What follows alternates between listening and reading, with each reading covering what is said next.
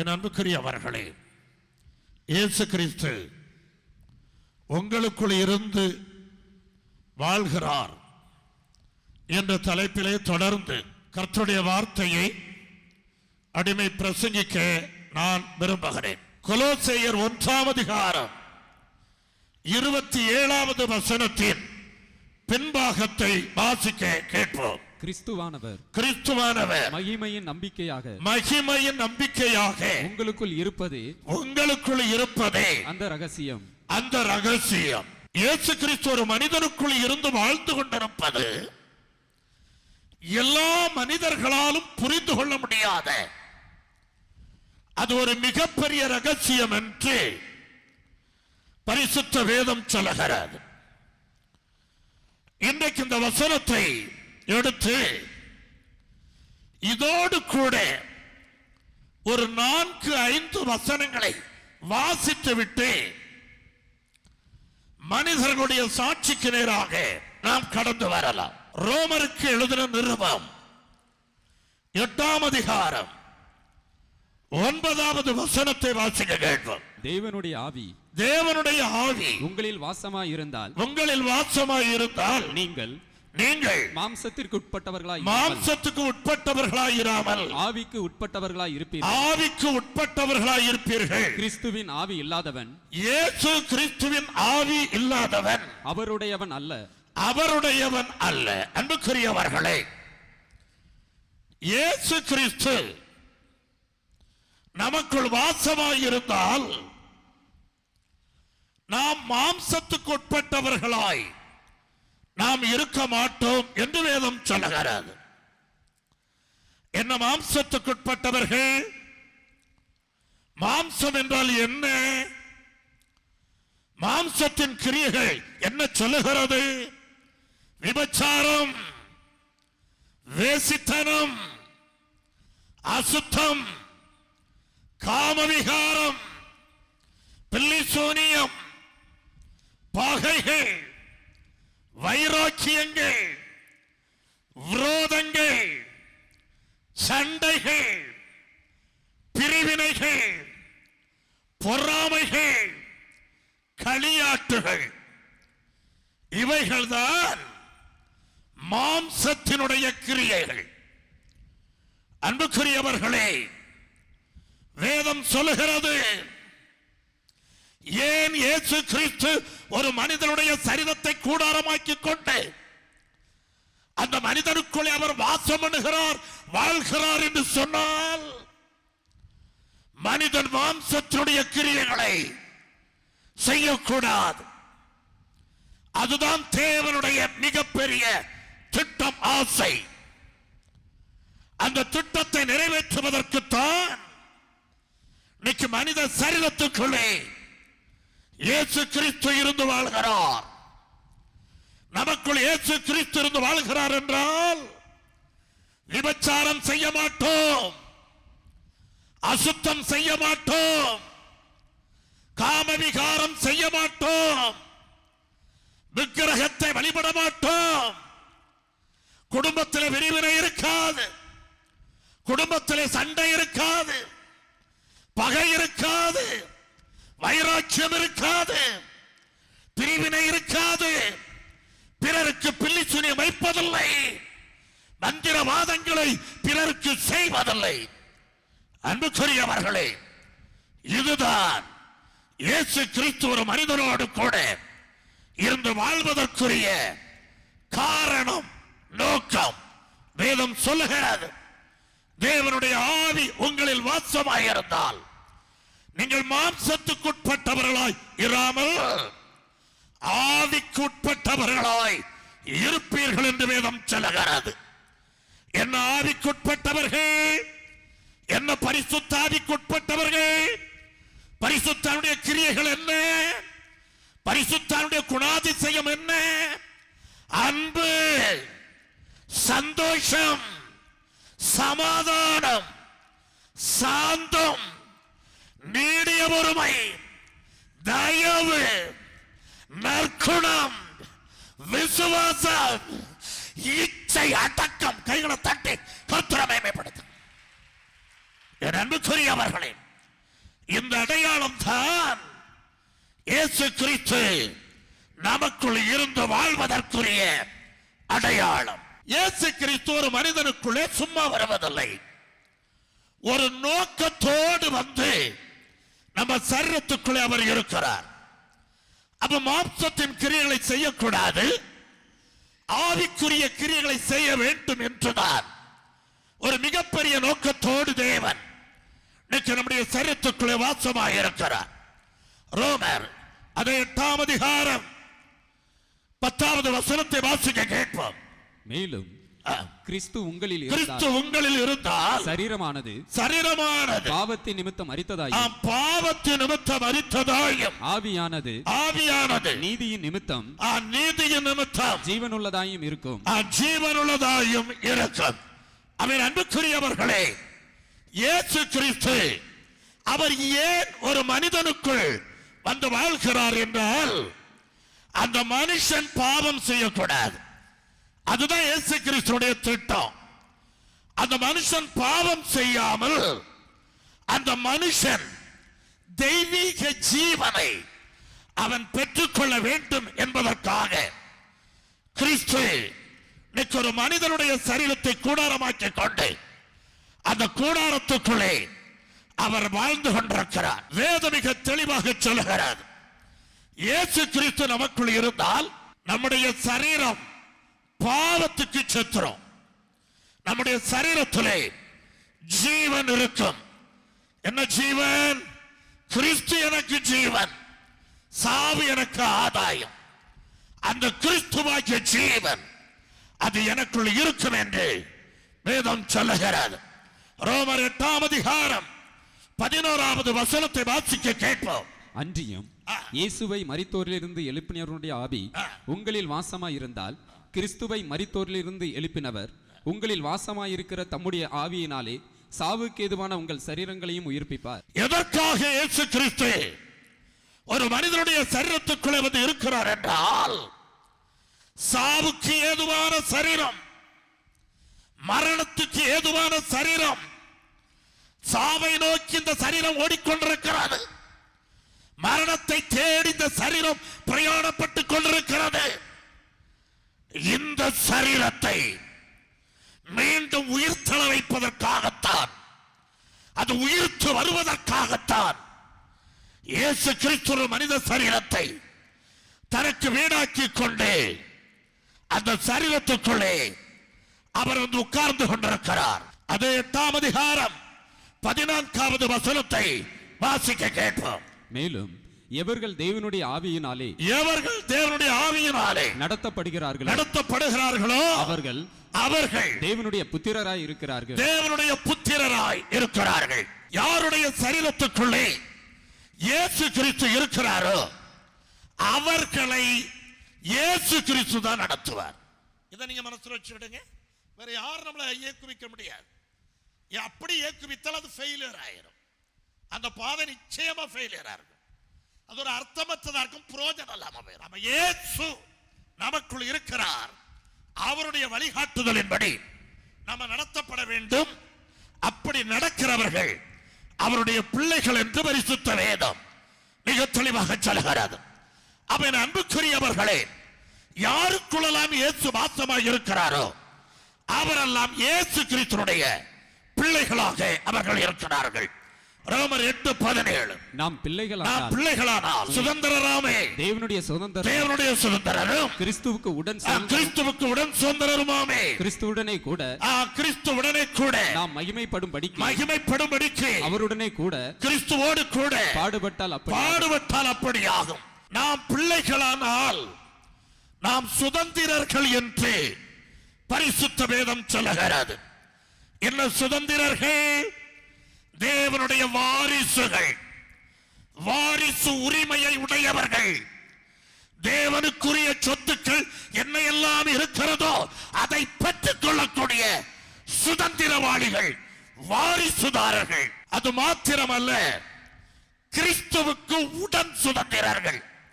இயேசு கிறிஸ்துவுக்கு உடன் அப்படியே இணைந்த, அவர் நமக்கு அப்பா, அவருடைய பிள்ளைகள். அவருக்கு என்னென்ன ஆஸ்திகள் இருக்கிறதோ அத்தனைக்கு நமது வாரிசுதாரர். எப்பொழுது இயேசு கிறிஸ்துடைய ஆசீர்வாதத்தை பெற முடியும்?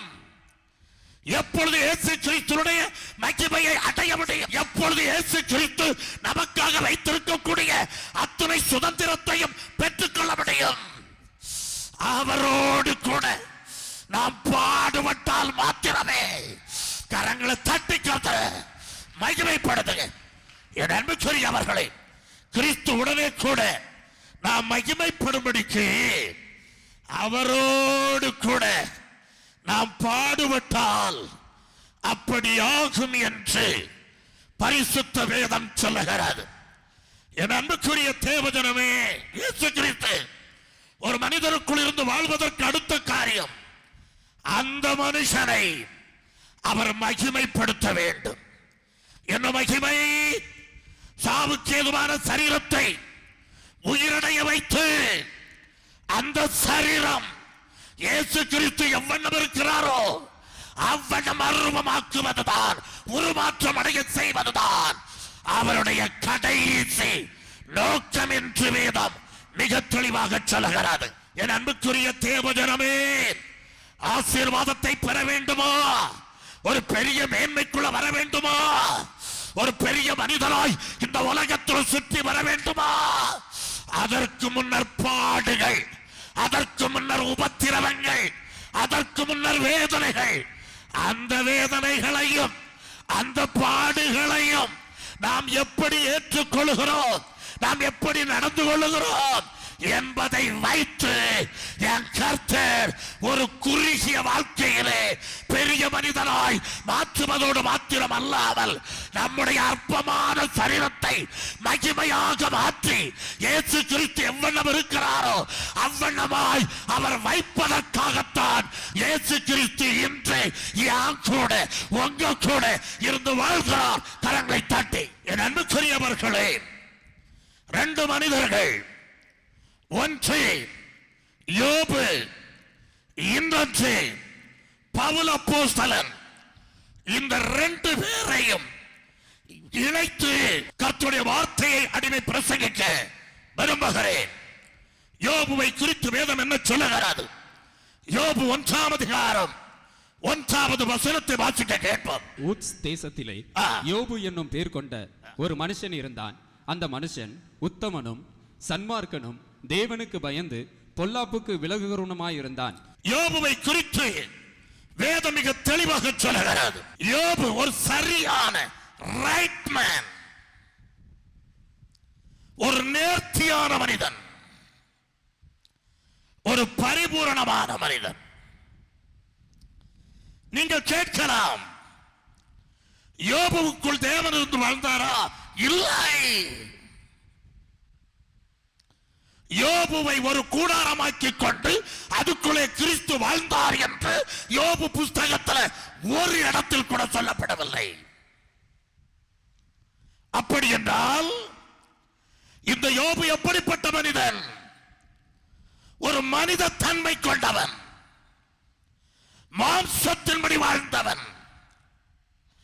அவன் மாம்சத்தின்படி வாழுகின்ற அந்த வாழ்க்கையிலே அவர் சரியான மனிதன், அவன் ஒரு நேர்த்தியான மனிதன், அவன் ஒரு பரிபூரணமான மனிதன். இதை என் தேவன் பார்க்கிறான்.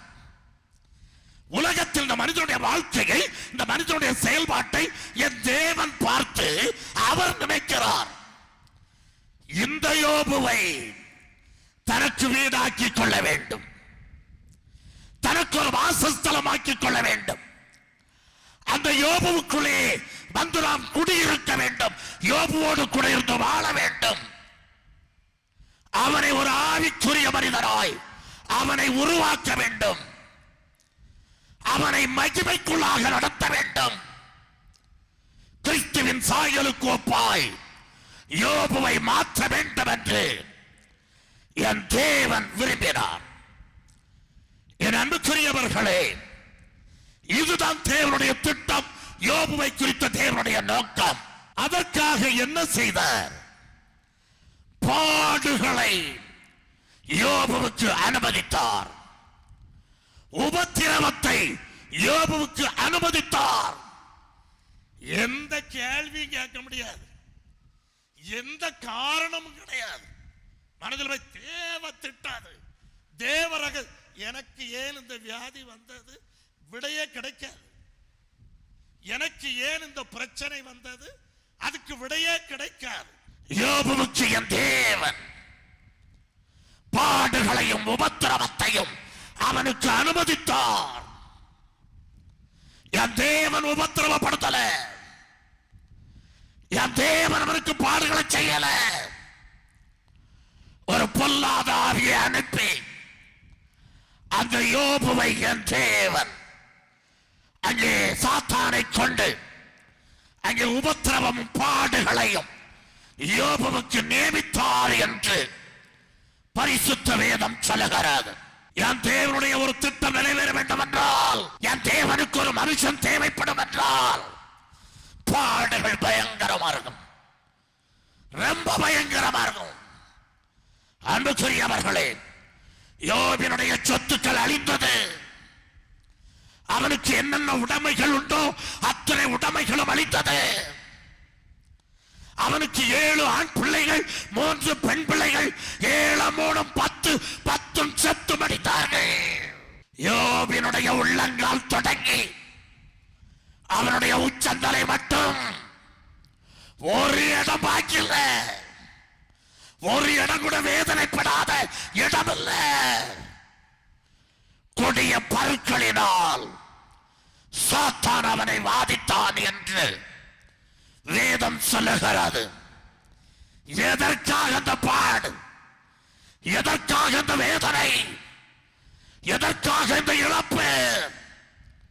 என் தேவனுக்கு யோபை போன்ற ஒரு மனிதன் தேவைப்பட்டது. அவருடைய சரீரத்துக்குள்ளே அவர் இருந்து வாழ ஆசைப்பட்டார். அவருடைய சரீரத்தை மகிமையின் சரீரமாய் மாற்றி நித்திய காலமாய் அவரோடு கூட வாழுவதற்கு அந்த யோபுவை அவர் விரும்பினார். அதற்காக அவன் பட்ட பாடுகள், அவன் பட்ட வேதனைகள் ஏராளம். என் அன்புக்குரியவர்களே, இத்தனை பிரச்சனை முடிந்திருக்கிறது.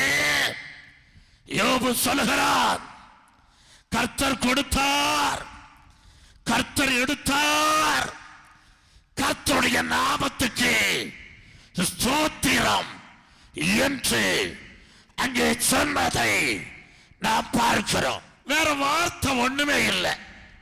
இந்த உலகத்தில் உள்ளதெல்லாம் என் தேவன் தான் கொடுத்தார், திரும்ப எடுத்துக்கிட்டார். எனக்கு வேற நிலை இல்லை. அந்த தேவனுக்கு ஸ்தோத்திரம். இது அவனுடைய ஆரம்ப கால நிலை இப்படி இருந்தது. இந்த யோபுவோடு கூட பவுல் அப்போஸ்தலனை ஒப்பிட்டு பேச நான் விரும்புகிறேன். யோபுவுக்குள்ளே ஆரம்ப காலத்திலே தேவன் அவன் சரீரத்துக்குள் இல்லை, அவன் சரீரத்திலிருந்து தேவன் வாழவில்லை. ஆனால் பவுல் அப்போஸ்தலனுக்குள்ளே அவன் சரீரத்துக்குள் தேவன் இருந்து வாழ்ந்தார். வாசிக்க கேட்போம்.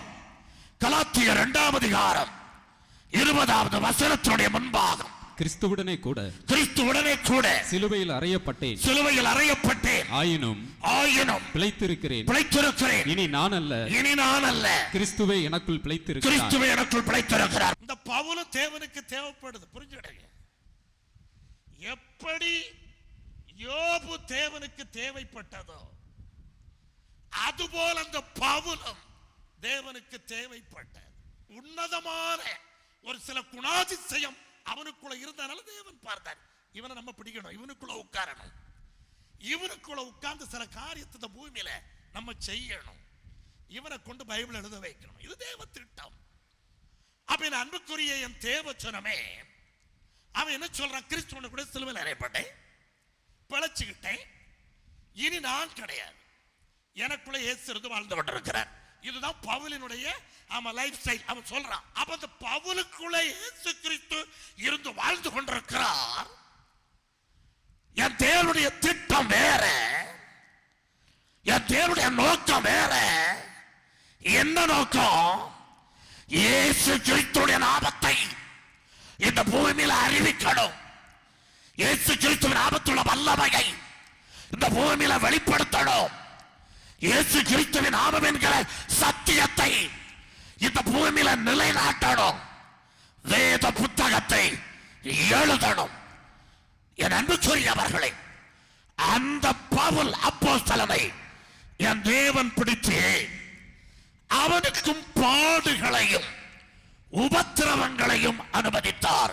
யோபுவையும் ஒரு சாத்தானை கொண்டு உபத்திரவம் பாடுகளை நியமித்தார். அதை போல பவுல் அப்போஸ்தலனையும் ஒரு சாத்தான் மூலமாய் உபத்திரவம் பாடுகளை நியமித்தார். வாசிக்க கேட்போம். 2 கொரிந்தியர் 12ஆம் அதிகாரம் 7ஆம் வசனத்துடைய பின்பாக, என் மாம்சத்திலே ஒரு முள் கொடுக்கப்பட்டிருக்கிறது. என்னை நான் உயர்த்தாதபடிக்கு அது என்னை கொட்டும் சாத்தானுடைய தூதனாய் இருக்கிறது. சாத்தானுடைய தூதனாய் இருக்கிறது. பாடு எப்படி வருதுன்னு பார்த்துடுங்க. பாடு தேவன் அனுமதிக்கிறது. கிறிஸ்து அவனுக்குள்ள வாழ்ந்துட்டு இருக்கிறார். என் மாம்சத்துல எனக்கு ஒரு முள் கொடுக்கப்பட்டிருக்கிறது. அது என்னை கொட்டிக்கிட்டே இருக்கு. அது என்னை வேதனைப்படுத்திக்கிட்டே இருக்கு. இயேசு கிறிஸ்து அவனுக்குள் இருந்து வாழுகிறார். பிசாசும் அவனுடைய சரீரத்திலே இருந்தவனுக்கு எத்தனை பெரிய ரகசியம் சொல்லுங்க பார்க்கலாம். அவன் அன்புக்குரிய என் தேவச்சனமே, ஒரு மனுஷனை தன்னுடைய நோக்கத்திற்காக பயன்படுத்த வேண்டும் என்றால் என் தேவன் முதலாவது அந்த மனுஷனுக்கு அனுமதிப்பது வேதனை, பாடுகள், உபத்திரவம். பாடுகள், உபத்திரவம் வருகின்ற போது எந்த மனிதனாக இருந்தாலும் சரி, அவன் நிர்மூலமாகி விடுவான். வாயினால சில வார்த்தைகளை அறிக்கையிட ஆரம்பித்து விடுவார்கள். யோபு 1ஆம் அதிகாரம் 21வது வசனத்தை வாசிக்க கேட்போம். நிர்வாணியாய் என் தாயின் கற்பத்திலிருந்து வந்தேன். நிர்வாணியாய் அவ்விடத்துக்கு திரும்புவேன். கர்த்தர் கொடுத்தார், கர்த்தர் எடுத்தார். கர்த்தருடைய நாமத்திற்கு ஸ்தோத்திரம் என்றான். எல்லாம் அழிஞ்சு போச்சு. சொத்து எல்லாமே அழிஞ்சிட்டு, பிள்ளைகள் எல்லாமே அழிஞ்சிட்டு, அவன் சரீர சுகமும் ஒண்ணு இல்லாம போயிட்டு, மனைவியும் சாசா மாறி நிற்கிறா. தள்ளப்பட்டு விட்டான். தனிமை. இதான் முடிவு. புரிஞ்சுடுங்க. அப்படியே ஒதுக்கப்பட்டுட்டான். குடும்பத்திலிருந்து, உலகத்திலிருந்து, சமுதாயத்திலிருந்து எல்லாவற்றையும் விட்டு அவன் தனியா ஒதுக்கப்பட்ட உடனே வாயிலிருந்து ஒரு வார்த்தை என்ன வருது பாருங்க. நான் நிர்வாணியாய் என் தாயின் கற்பத்திலிருந்து வந்தேன். நிர்வாணியாய் நான் அவ்விடத்துக்கு நான் திரும்புவேன். கர்த்தர் கொடுத்தார், கர்த்தர் எடுத்தார். கர்த்தருடைய நாமத்துக்கு ஸ்தோத்திரம் என்று அவன் ஜபத்தை அவன் செய்து வாயினால வார்த்தை அறிக்கை எடுக்கிறான். என்ன சொல்றான்? நிர்வாணியாய் என் தாயின் வயிற்றிலிருந்து நான் வந்தேன் அப்படிங்கிறான். என்ன அர்த்தம்? ஒண்ணுமே கொண்டு வரல. இதை குறித்து சாலமோன் கேட்போம். சாலமோன் இதுக்கு என்ன சொல்ற? அவர் தான் பெரிய ஞானி. அவர் என்ன சொல்றாரு பாப்போம். பிரசங்கியின் புஸ்தகம் 5ஆம் அதிகாரம் 15வது வசனம். தன் தாயின் கற்பத்திலிருந்து நிர்வாணியாய் வந்தவன் போலவே நிர்வாணியாய் திரும்ப போவான். பாருங்க, நான் எப்படி வந்தேனோ அப்படிதான் போவேன். உலகத்தோட ஒவ்வொரு மனுஷனும் அப்படிதான். நீ எப்படி தாயின் வயிற்றில இருந்து வந்தியோ நீ அப்படிதான் நீ போகணும். சரி, அடுத்து. அவன் தன் பிரயாசத்தினால் உண்டான பலன் ஒன்றையும் தன் கையில எடுத்துக்கொண்டு போவதில்லை. அவன் என்ன சொல்றான்? அந்த பூமிக்கு வந்த பிறகு நம்ம பிரயாசப்படுறோம், உழைக்கிறோம், உழைச்சி நிறைய சம்பாதிக்கிறோம். சாலமோன் சொல்றாரு, மெத்தி கையோடங்க வந்தவங்க பிரயாசப்பட்டோம், நிறைய பலனை சம்பாதிச்சோம். திரும்பி ரிட்டர்ன் போகும்போது நம்ம சம்பாதிச்சதை கூட ஒண்ணு எடுத்துட்டு போகாம இங்கதான் நம்ம போட்டுட்டு போக போறோம் அப்படி என்று சாலமோன் தன்னுடைய ஞானத்தினால் அங்கே இதற்கு வியாக்கியானத்தை அங்கே எழுதி வைத்திருக்கிறார். இதைத்தான் யோபு சொல்லுகிறார். நான் நிர்வாணியாக வந்தேன். ஆமா, நான் நிர்வாணியாய் அடுத்த நான் அவ்விடத்துக்கு நான் திரும்புவேன் அப்படிங்கிறார். எப்படி நிர்வாணியா வந்தோம் அப்படி இது எதை சொல்லுது? ஆதியாகமத்தின் புஸ்தகம் 3ஆம் அதிகாரம் 19வது வசனத்தை சொல்றான். என்ன சொல்றான் அங்க? தேவன் என்ன சொன்னார்? நீ மண்ணா இருக்கிறாய், நீ மண்ணுக்கு திரும்புவாய் அப்படிங்கிறார். அதை இவங்க நினைவு கூர்றான். ஆமா, நான் நிர்வாணியாய் நான் இடத்துக்கு நான் போவேன். ஒண்ணு எடுத்துட்டு போக மாட்டேன், எதுவும் கிடையாது. ஆமா, நான் அந்த இடத்துக்கு நான் திரும்பி போவேன். கர்த்தர் கொடுத்தார், கர்த்தர் எடுத்தார். அடுத்தல இதுக்கு பிரசங்கி என்ன சொல்றாரு பாப்போம். சாலமோன் பிரசங்கி 5ஆம் அதிகாரம் 19வது வசனத்துல சாலமோன் என்ன சொல்றாரு பாருங்க. தேவன் ஐஸ்வர்யத்தையும் சம்பத்தையும் எவனுக்கு கொடுத்திருக்கிறாரோ அவன் அதிலே புசிக்கவும் தன் பங்கை பெறவும் தன் பிரயாசத்திலே மகிழ்ச்சியாய் இருக்கவும் அவனுக்கு அனுக்கிரகம் அளிப்பது தேவனுடைய அனுக்கிரகம். இதுல எத்தனை பேர் புரிஞ்சிருக்கிறீங்க? ஒரு வீட்டை கட்டுறோம், அந்த வீட்டை அனுபவிக்கணும்னா ஏசப்ப நமக்கு அனுக்கிரகம் பண்ணணுமா பார்த்துக்கிடுங்க. வயிறார சோறு சாப்பிடணும்னா ஏசப்ப நமக்கு அனுக்கிரகம் பண்ணணுமா. நல்ல ட்ரெஸ் உடுத்தி நம்ம சந்தோஷமா இருக்கணும்னா என் தேவன் நமக்கு அனுக்கிரகம், அது அவருடைய அனுக்கிரகம் தான். உங்களால ஒண்ணுமே இல்லை அப்படின்னு சொல்லி சாலமோன் பிரசங்கி அங்கே மிக தெளிவாக அங்கே சொல்லுகிறதை நாம் பார்க்கிறோம். என் அன்புக்குரியவர்களே, நான் நிர்வாணியாக என் தாயின் வயிற்றிலிருந்து வந்தேன். நான் நிர்வாணியாய் அவ்விடத்துக்கு நான் திரும்புவேன். கர்த்தர் கொடுத்தார், எனக்கு அனுபவிக்க கொடுத்து வைக்கல. 10 பிள்ளைகளை தந்தார், அந்த பிள்ளைகளை அனுபவிக்க எனக்கு கொடுத்து வைக்கல. எனக்கு நிறைய சொத்துக்களை ஆடு மாடுகளை தந்தார், அதுகளை அனுபவிக்க எனக்கு கொடுத்து வைக்கல. என் தேவன் எனக்கு அந்த அனுக்கிரகத்தை எனக்கு தரல. அவன் சொத்தையும் தந்தது அவர்தான், எடுத்துக்கிட்டதும் அவர்தான். பிள்ளைய தந்தது அவர்தான், எடுத்துக்கிட்டதும் அவர்தான்.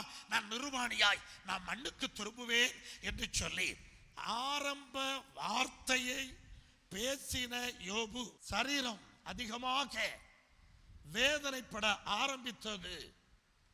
தன்னுடைய வாயை அவன் விரிவாய் திறக்க ஆரம்பித்து விட்டான். தேவனுடைய திட்டத்தை அவனால அறிய முடியல. முதல்ல அழகாக ஜெபித்த, பைபிளை கோட் பண்ணி ஜெபித்த இந்த யோபு சற்று நாட்கள் கடந்தது. தன்னுடைய பிறந்த நாளை அவன் சபிக்க ஆரம்பித்தான். பிறந்த நாளை சபிக்க ஆரம்பித்ததோடு நின்று விடாமல், என் தாயின் கற்பத்திலே நான் ஒரு கருவாய் இருக்கும் போது அழித்திருக்கலாமே, அல்லது என் தாயின் கற்பத்தில் இருந்து வெளிப்படும் போது நட்சத்திரக்கலாமே. அதோடு அவன் நிறுத்திக் கொள்ளவில்லை. தேவன் படைத்த நாளை சபித்ததோடு அவன் நிறுத்திக் கொள்ளவில்லை. தன் தாயை அவன் சபிக்க ஆரம்பித்து விட்டான். தன் தாயை பார்த்து என்ன சொன்னான்? நான் பிறப்பதற்கு ஒரு பாத்திரம், கர்ப்ப பாத்திரம், அது உண்டாகாமல் இருந்திருந்தால் நல்லது. நான் ஒரு பிறந்து ஒரு குழந்தையாக இருந்தேன், ஆகாரம் சாப்பிட்டேனே. என் தாய்க்கு அந்த பாகங்கள் இல்லாமல் இருந்திருந்தால் நல்லது. தாயை சபிக்க ஆரம்பித்தான். அதோட நிக்கல, சற்று கடந்து வருகிறான். என் தேவனை எங்கே கண்டு சந்திக்கலாம்? அவரிடத்தில் நான் பேச வேண்டும், அவரிடத்தில் வாதாட வேண்டும், அவரை ஒரு கை பார்க்க வேண்டும். நான் யார் தெரியுமா? நான் ஒரு உத்தமன், நான் ஒரு சன்மார்க்கன், நான் தேவனுக்கு பயப்படுகிறவன், பொல்லாப்புக்கு விலகுகிறவன். தேவனோடு கூட யுத்தம் பண்ணுவதற்கு அவன் ஆயத்தப்பட்டான் என்று பரிசுத்த வேதம் மிக தெளிவாக சொல்லுகிறது. என் அன்புக்குரிய தேவஜனமே, பாடிகள் உண்டு, அது தேவ திட்டம். வியாதிகள் உண்டு, குடும்பத்தில் பிரச்சனைகள் உண்டு, அது தேவனுடைய திட்டம். அதற்காக தேவனுடைய திட்டத்தை நாம் அறிந்து கொள்ள முடியாமல் நாம் வீணான வார்த்தைகளை தேவனுக்கு விரோதமாய் அலப்பக்கூடாது. ஒரு பாடு வருதா? வார்த்தையை அதிகமாக வசனிக்காதபடி தேவனுடைய திட்டம் என்னதென்று நாம் ஆராய்ந்து அறிந்து அதன்படி நாம் செப்படுத்து வைத்தால் நம்ம வாழ்க்கை கழுகு போல பறக்க ஆரம்பித்து விடும். அநேகர் உங்களை கண்டு ஆச்சரியப்படுவார்கள். அநேகர் உங்களை கண்டு அவங்க தலை நிமிர்ந்து உங்களை பார்ப்பாங்க. எத்தனை பேர் விசுவாசிகள்? பெரிய மனிதர், அன்புக்குரியவர்களே, தேவ திட்டத்தை அவன் அறியாமல் புலம்ப ஆரம்பித்தான். இந்த யோபுவோடு கூட பவுலை ஒப்பிட்டு நான் பேசட்டுமா? பவுலுக்குள்ளே ஒரு முள்ளு. என்ன முள்ளுங்கிறீங்க? அது பிசாசு. அது அவனுக்கு என்ன செய்ததுங்கிறீங்க? கண்ணை அழுக வச்சுவிட்டு, கண்ணை அழுகிட்டு அவன் வாழ்ந்த காலத்தை பார்த்துருங்க. இன்னைக்கு லேசர் பண்ணிடலாம், இன்னைக்கு ஒரு கண் எடுத்து போட்டு இன்னொரு கண்ணத்துக்கு உள்ள வச்சிடலாம். இன்னைக்கு இருக்கக்கூடிய லெவல மருத்துவ ஃபீல்டே வேற. அவன் வாழ்ந்த காலம் கண்ணு அழுகி போச்சு. எவ்வளவு பாடு பாருங்க. அது மாத்திரமா, இயேசு கிறிஸ்துவின் நிமித்தம் அடிக்கப்படுறான், இயேசு கிறிஸ்துவின் நிமித்தம் கல்லெறியப்படுறான், இயேசு கிறிஸ்துவின் நிமித்தம் அவன் கொல்லப்படுறான், இயேசு கிறிஸ்துவின் நிமித்தம் நிர்வாணமாக்கப்படுறான். பஞ்சம், பட்டினி, அலைச்சல், மிகப்பெரிய பாடுகள். என் அன்புக்குரியவர்களே, அவனுக்குள் கிறிஸ்து இருந்து வாழ்ந்து கொண்டிருக்கிறார். மனசுல வச்சு, இயேசு கிறிஸ்து அவனுக்குள் இருந்து வாழுகின்ற போதே நிர்வாணப்படுத்துறாங்க. இயேசு கிறிஸ்து அவனுக்குள் இருந்து வாழும் போதே கல்ல தூக்கி எறிகிறாங்க, தெருவில் அடிச்சு போட்டு இழுத்துட்டு போறாங்க. வாஸ்து பாத்தீங்களா? அடிச்சு செத்துட்டான்னு சொல்லி தரையில போட்டு இழுத்து கொண்டு ஊருக்கு வெளியே ஒரு நாய் அடிச்சு போடுவது போல அடிச்சு போட்டு உயிர் பிரிஞ்சிட்டு, அவன் பாடிய விட்டு ஆத்மா பிரிஞ்சு அது 3ஆம் வாரத்துக்கு போயிட்டு. பவுல் சொல்றான், மனுஷர்கள் பேசப்படாத ஒரு பாசையை நான் கேட்டேன், அந்த மனுஷனை குறித்து மேன்மை பாராட்டுவேன். என் அன்புக்குரிய அத்துணை பாடுகள், அத்துணை சாதாரண மனிதனாவன், பெரிய ஐஸ்வர்யவான், மிகப்பெரிய செல்வந்தன், லாபமாய் இருந்தவைகள் அனைத்தையும் இயேசு கிறிஸ்துவுக்காக நஷ்டம் என்று உதறி தள்ளிவிட்டு வந்தவன் அவன். என் அன்புக்குரியவர்களே, இத்தனை பாடுகளை அவன் பட்ட போதும், இத்தனை பிரச்சனைகளை அவன் அனுபவித்த போதும், அவன் வாயிலிருந்து வந்த வார்த்தை என்ன தெரியுமா? 2 கொரிந்தியர் 4ஆம் அதிகாரம் 8 முதல் 9 வசனங்களை வாசிக்க கேட்போம். நாங்கள் எப்பக்கத்திலும் நெருக்கப்பட்டும் ஒடுங்கி போகிறதில்லை, கலக்கம் அடைந்தும் மனம் முறிவடைவதில்லை, துன்பப்பட்டும் கைவிடப்படுவதில்லை, கீழே தள்ளப்பட்டும் மடிந்து போகிறதில்லை. 2 கொரிந்தியர் 4:17 பின்பாகத்தை வாசிக்க கேட்போம். அதி சீக்கிரத்தில் நீங்கும் இந்த லேசான உபத்திரவம் மிகவும் அதிகமான நித்திய கனமகிமையை உண்டாக்குகிறது. பவுல் சொல்றான், இத்தனை பாடுகள் மத்தியிலையும், இத்தனை உபத்திரவங்கள் மத்தியிலும் சொல்றான், நெருக்கப்பட்டு நாங்க ஒடுங்கியே போறது. அடுத்த பாருங்க, நான் துன்பப்பட்டு கைவிடப்படுவதே இல்லை, நான் கைவிடப்படவே மாட்டேன். அதி சீக்கிரத்தில் நீங்க இந்த உபத்திரம், எனக்கு வந்திருக்கக்கூடிய இந்த பாடுகள், எனக்கு வந்திருக்கக்கூடிய இந்த உபத்திரம் அதி சீக்கிரத்தில் நீங்கும். அதுக்கு பிறகு என்ன உண்டாகும்? மிகவும் அதிகமான நித்திய கன மகிமை உண்டாகும். கைகளை தட்டி கர்த்தரை மேம்படுத்துங்க.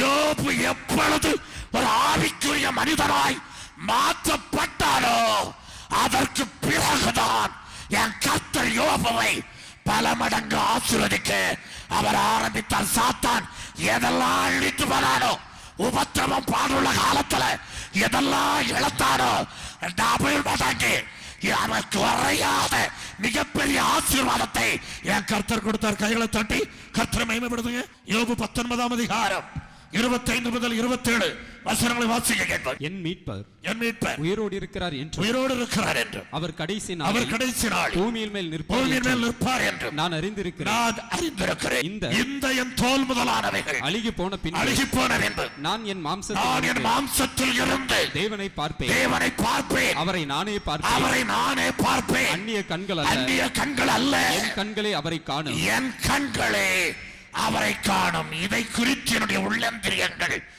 ஆவலோடு இருக்கிறது என்று அங்கே சொல்லுகிறதை நாம் பார்க்கிறோம். என் அன்புக்குரியவர்களே, யோபு அதைத்தான் சொல்றாப்ல. அவன் ஆவிக்குரிய மனிதனாய் அந்த கிறிஸ்துவை அவன் பெற்றுக்கொண்ட பிறகு அவனுடைய அறிக்கையை நீங்க பாருங்க. என் மீட்பர் உயிரோடு இருக்கிறார். ஆனா வெளிப்புறம் என்ன ஆகுது? புழு அரிச்சிட்டு இருக்குது, ஷீல் வடிச்சிட்டு இருக்குது, மரணத்துக்கு ஏதுவா இருக்கிறான். அந்த யோபு சொல்றான், என் மீட்பர் உயிரோடு இருக்கிறான். என் மீட்பர் என் சரீரத்தில் உயிருள்ளவராய் அவர் வாழ்ந்து கொண்டிருக்கிறார். ஒரு நாள் இந்த பூமியுடைய கடைசி நாளில் ஒரு நாள் இந்த பூமியில வந்தவர் நிற்பார். இயேசு கிறிஸ்துவின் இரண்டாவது வருகையை பழைய ஏற்பாட்டு காலத்திலே என் அன்புக்குரியவர்களே அங்கே பிரகடனப்படுத்துவதை நாம் பார்க்கிறோம். அவர் பாருங்க, இந்த பூமியின் மேல் நிற்பார் என்பதை நான் அறிந்திருக்கிறேன். என் தோல் முதலானவைகள் அழுகி போன பின்பு அடுத்த வார்த்தையை பார்த்துடுங்க, என் மாம்சத்தில் இருந்து எனக்கு ஒரு ஆவிக்குரிய மாம்சம் கொடுக்கப்படும். என் இயேசு எனக்குள்ள இருந்து, என் மீட்பர் எனக்குள்ள இருந்து அவர் வாழ்ந்து கொண்டிருக்கிறார். ஆனபடியினாலே இந்த சரீர செத்து அடக்கம் பண்ணப்பட்டு அழித்தாலும் உயிர்த்து வருவேன். கைகளை தட்டி நான் உயிர்த்து வருவேன். இதை கொண்டு வருவதற்கு தான் அவ்வளவு அடி கவுன்சில். அவ்வளவு இந்த வார்த்தை யோபு வாயிலிருந்து வரணும். இதுக்கு தான் அந்த பாடு. பரிபூரணமான ஒரு ஆவிக்குரிய மனிதனாய் அவன் மாற்றப்பட்டான் என்று வேதம் சொல்லுகிறது. வார்த்தையை கேட்கிற அன்புக்குரிய தேவச்சனமே, பாடுகள் உபத்திரவங்கள் வேதனை யோபுக்கு வரலனா அவன் வாழ்ந்த ஊர்ல ஒரு பிரசிடண்டா இருந்து செத்துருப்பான், அல்லது ஒரு எம்எல்ஏ இருந்தவன் செத்துருப்பான், அவன் நாட்டில் ஒரு மினிஸ்டரா இருந்தவன் செத்துருப்பான், நித்திய அழிவுக்குள்ள அவன் போயிருப்பான். ஆனால் என் தேவன் பாடுகளையும் உபத்திரவங்களையும் அனுமதித்ததுனால அவன் இன்னைக்கு சொல்றான், என் சரீரம் உயிர் தெழுந்து வரும், எனக்குள்ள கிறிஸ்து ஜீவித்துக் கொண்டிருக்கிறார். என் அன்புக்குரியவர்களே, ஒரு நாள் வந்து என் இயேசு கிறிஸ்துவை நான் பார்ப்பேன். அந்நிய கண்கள் அல்ல, என் கண்களை கொண்டு நான் நிச்சயமே பார்ப்பேன். வாங்கி கைகளை தட்டி கர்த்தரை மகிமைப்படுத்துங்க. வேதம் சொல்லுகிறது, யோபுவுக்கு முன்னிருந்த எல்லாவற்றை பார்க்கிலும் இரண்டத்தனையாய் கர்த்தர் அவனை ஆசீர்வதித்தார். கைகளை தட்டி. ஆசீர்வாதம் எப்ப வருது பார்த்துடுங்க. ஆசீர்வாதம் எப்ப வருது? பாடுகளையும் உபத்திரவங்களையும் வேதனையையும் அனுபவித்து சகித்து கிறிஸ்துவ உடம்புக்குள்ள வச்சுக்கிடணும். புரிஞ்சுக்கணும், இயேசு கிறிஸ்து நமக்குள்ள வாழணும். அப்படி வாழ்ந்த பிறகுதான் வேதம் என்ன சொல்லுது பாருங்க, யோபுவுக்கு முன்னிருந்த எல்லாவற்றை பார்க்கிலும் எத்தனை மடங்கு ஆசீர்வாதம் சொல்லுங்க? 2 மடங்கு ஆசீர்வாதம். மாடு போயிட்டு, ஆடு போயிட்டு, பிள்ளைகள் போயிட்டு, ஏன் டபுளா வருதுயா? இதாங்க இயேசு. இயேசு கொடுக்கிற ஆசீர்வாதமே அதுதான். டபுளா கொடுக்கிறார், மேன்மையா அவர் கொடுக்கிறார். ஒரு ஆவிக்குரிய மனிதனாய் மாறி இயேசு கிறிஸ்துவை உங்க சரீரத்தில் வைச்சிட்டு அதுக்கு பிறகு பாருங்க, என் அன்புக்குரிய, உனக்கு என்னெல்லாம் நீ இழந்து போனியோ, என்னென்ன பாடுகள் சகிச்சியோ, 2 மடங்கு ஆசீர்வாதம். அது மாத்திரமல்ல, கர்த்தர் யோபுவின் முன்னிலைமையை பார்க்கிறோம், அவன் பின்னிலைமையை என் கர்த்தர் என்ன செய்தார் சொல்லுங்க. கொஞ்சம் கைகளை தட்டி யோபுவை பாருங்க. பூமியிலையும் ஆசீர்வதிக்கப்பட்டுட்டான், நித்திய ஜீவனையும் அவன் அப்படியே பெற்றுக்கிட்டான். எவ்வளவு பெரிய மேன்மையான காரியம். இனி பவுலையும் சொல்லி நான் முடிச்சிட வாசிக்க கேட்போமா? பவுலுடைய காரியத்தை பாருங்க. அவன் பெரிய பாடுகளை அனுபவிச்சாம்ல, அவன் பெரிய துக்கங்களை அனுபவிச்சாம்ல, அவனை குறித்து வேதம் என்ன சொல்லுகிறது? 2 தீமோத்தேயு 4ஆம் அதிகாரம் 6 முதல் 8 வசனங்களை வாசிக்க கேட்போம். ஏனென்றால் நான் இப்பொழுதே பானபலியாக வார்க்கப்பட்டு போகிறேன். என்ன சொல்றான் பாருங்க, இயேசு கிறிஸ்து உடம்புக்குள்ள இருக்கிறார், வாழ்ந்துட்டு இருக்கிறார். அவன் என்ன சொல்றான்? நான் இப்பொழுதே பான பலியாக வார்க்கப்பட்டு போகிறேன். பலின்னு கொல்லுதல், பானம் அவன் உடம்புக்குள்ள இருக்கிற ரத்தம். அவன் சொல்றான், நான் ரத்த சாட்சியாக நான் மரிக்க போகிறேன். அடுத்த வரி எப்படிமா? நான் தேகத்தை விட்டு பிரியும் காலம் வந்தது. நான் தேகத்தை விட்டு பிரியும் காலம் வந்தது. என் தேகத்தை விட்டு நான் பிரிய போறேன், பவுல் வெளியே போறேன். இவ்வளவு நாள் இந்த டெம்பரரி டென்ட், இந்த கூடாரத்துக்குள்ள வாசம் பண்ணிட்டு இருந்தேன். நீரோ மன்னன் இயேசு கிறிஸ்துவின் நிமித்தம் என் தலையை வெட்ட போறான். ஒரு கடா வெட்டப்படுவது போல வெட்டப்பட போறேன். நான் இந்த தேகத்தை விட்டு பிரியக்கூடிய காலம் வந்து விட்டது. தன்னுடைய மரண செய்தியை அங்கே வெளிப்படுத்துகிறதை பார்க்கிறோம். அதுக்கு பிறகு வார்த்தை பாருங்க, நல்ல போராட்டத்தை போராடினேன், ஓட்டத்தை முடித்தேன், விசுவாசத்தை காத்துக்கொண்டேன். நல்ல போராட்டத்தை போராடினேன். என் கண்ணு அழுவுனதா? நல்ல போராட்டம். என் நிர்வாணமா? நல்ல போராட்டம். என்ன கள்ளத்துக்கு எரிஞ்சதா? என் நல்ல போராட்டம். அந்த போராட்டத்திலையும் இயேசுவின் மீது வைத்த விசுவாசத்தை நான் காத்துக்கிட்டேன். அவன் என்ன சொல்றான் பாத்தீங்களா? விசுவாசத்தை காத்துக்கொண்டேன். இது முதல் நீதியின் கிரீடம் எனக்காக வைக்கப்படுகிற கர்த்தர் அந்நாளிலே அதை எனக்கு தந்தருளுவார். நீதியின் கிரீடம், உயிர்த்தெழுதல், மறுரூபப்படுத்துதல், கிறிஸ்து எவ்வண்ணம் இருக்கிறாரோ அவ்வண்ணமாய் நாம் மாற்றப்படுதல், 1000 வருஷ அரசாட்சி, புதிய எருசலேம், நீதியின் கிரீடம், ஒரு நீதிமானுக்குரிய ஆசீர்வாதம். இயேசு கிறிஸ்துவின் நாமத்தில் ஞானஸ்நானம் பெற்று பரிசுத்த ஆவியை பெற்ற பிள்ளைகளுக்கு என் தேவன் வைத்திருக்கக்கூடிய ஆசீர்வாதம் நீதியின் கிரீடம். அந்நாளிலே அவரது 2வது வருகையிலே அதை எனக்கு தந்தருளுவார். அந்த கிரீடத்தை எனக்கு தந்தருளுவார். அந்த ஆசீர்வாதத்தை எனக்கு தந்தருளுவார். அவரோடு கூட வாழக்கூடிய வாழ்க்கையை அவர் எனக்கு தந்தார். ஆமென். என் அன்புக்குரிய என் தேவஜனம், அவன் ஆசீர்வாதம் எங்க போகுது பாத்தீங்களா? ஒரே ஒரு வேதவசனத்தை வாசிச்சிட்டு நான் அதை முடிக்கிறேன். பாருங்க, நாம் பிள்ளைகளானால் சுதந்திரருமாவே, தேவனுடைய சுதந்திரரும் பாருங்க, கிறிஸ்துவுக்கு உடன் சுதந்திரருமாவே, கிறிஸ்துவுடனே கூட நாம் மகிமைப்படும்படிக்கு கிறிஸ்துவுடனே கூட பாடுபட்டால் அப்படி ஆகும் என்று ரோமர் 8:17 நமக்கு சொல்லவில்லையா? பாடுகள், உபத்திரவங்கள். யார் உங்களை அவமானப்படுத்தட்டு, யார் உங்களை கேலி பண்ணட்டும், நீங்க கண்டுகிடாதுங்க. எந்த அளவுக்கு அவமானம், எந்த அளவுக்கு கேவலப்படுறீங்களோ அந்த அளவுக்கு ஒரு காலத்துல என் கர்த்தர் உங்களை ஆசீர்வதித்து அவர் மேன்மைப்படுத்துவார். தயவு செய்து உலக ஆசீர்வாதம் சாதாரணமானது. அங்கே இவரே சொல்லிட்டு போயிட்டாரு. யாரு? நம்ம சாலமன் சொல்லிட்டு போயிட்டாரு. அதெல்லாம் அனுபவிக்கணும்னா தேவனுக்கு அனுக்கிரகம் வேணும். என்னத்தெல்லாம் சம்பாதிச்சோமோ இங்க போட்டுட்டு தான் போறோம். நீ உயிர் தெழுந்து வரணும். இதை பெற்றுக்க. இதை நீ சோர்ந்துருச்சு, நீ உயிர் சேர்த்த பிற நீ உயிர் தெழுந்து வரணும். உன் சரீரம் மறுரூபமாக்கப்படணும். அந்த 2ம் இருக்க வேண்டும் என்றால் ஜீவன் கிறிஸ்து இந்த கூடாரத்துக்குள்ளே வாசம் தேவன் தாமே வார்த்தைகளை ஆசீர்வதிப்பாராக. ஆமென்.